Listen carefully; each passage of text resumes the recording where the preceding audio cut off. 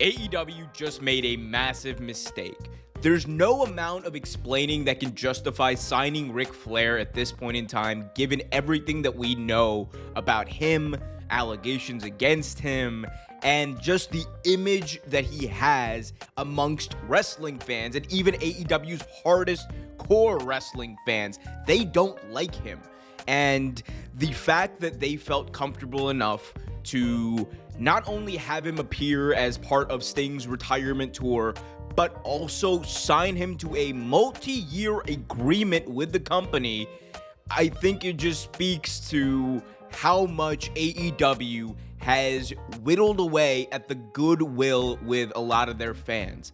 Because when AEW first started back in 2019, it was almost like a love affair with wrestling fans. There were so many people, myself included, who felt like All Elite Wrestling was not only going to change the industry, but deliver a certain type of professional wrestling that we loved, and deliver it in a way that, one, did not insult our intelligence, and two, did it in a way that was respectful to both fans and the wrestlers. And signing Ric Flair right now is not only disrespectful to the fans, but also the professional wrestlers backstage for multiple reasons. Reason number one, the fact that this is a controversy, you signing Ric Flair is a controversy, AEW.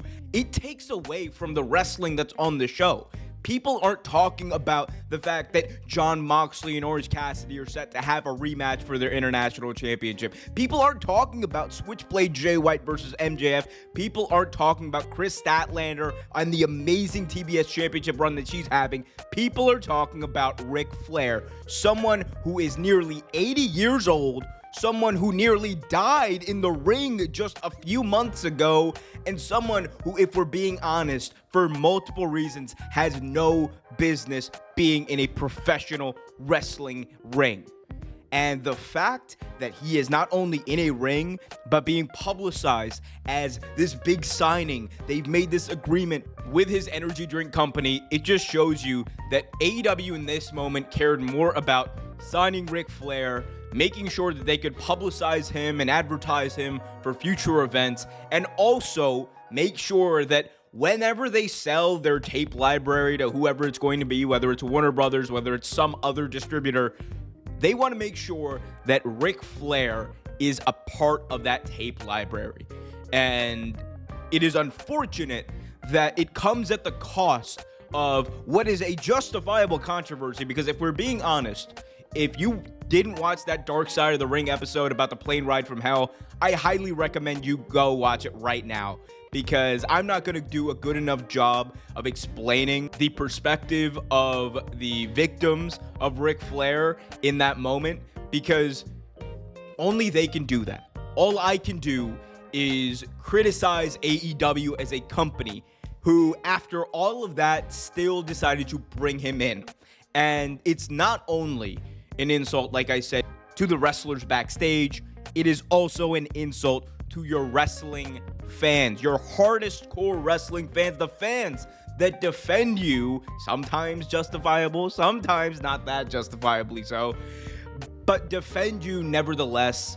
It is insulting to them because you have signed someone who they don't like. A large amount of the AEW audience, as we found out when the company made this announcement, did not want Ric Flair on TV. In fact, a large amount of them were really pissed about this announcement because of Ric Flair's past, because of things he said, because of actions he's taken. And now it's come to a head with AEW and their fans, because even the staunchest AEW fans today, right now, are angry at the company. And keep this in mind, this also comes just not long after Tony Khan went out on Twitter and criticized Vince McMahon for the allegation against him. And he did it in a very blunt way. For someone like Tony Khan to do that and then turn around and sign Ric Flair to a multi-year deal, it's not only hypocritical, but it's quite frankly disgraceful. Because, like I said in the beginning of this video, you have whittled away the goodwill that you had with your audience. It's not completely gone. It may never be completely gone, but over the past few years, there have been decisions, there have been incidents backstage in AEW that have slowly eroded away at fans' confidence in the product, that have slowly eroded away at fans' desire to watch the product. And it has very little to do with the product that AEW are putting out on their TV shows and their pay-per-views, because if it was just that, AEW is the best wrestling company in the world. There's no question. They are putting on the best shows as far as in-ring.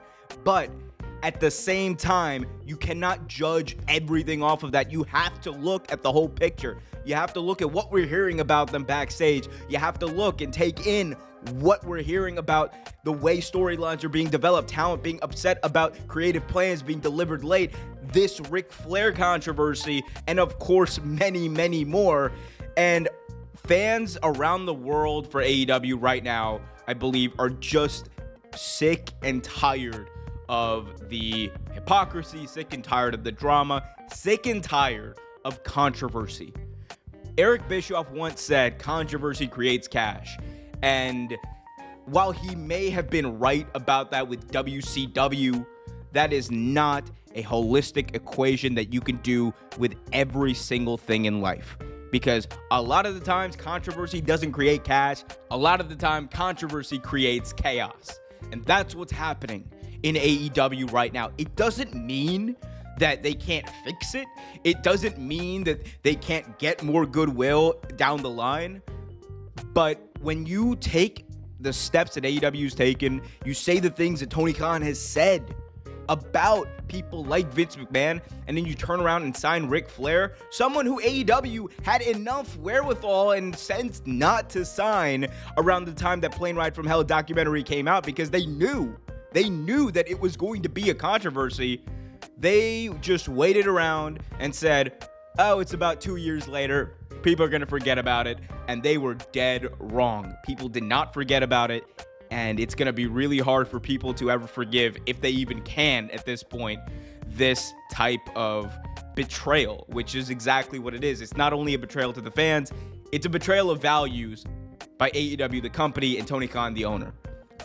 Again, doesn't mean that things won't get better, but man, AEW is not right now in a good place with its fans.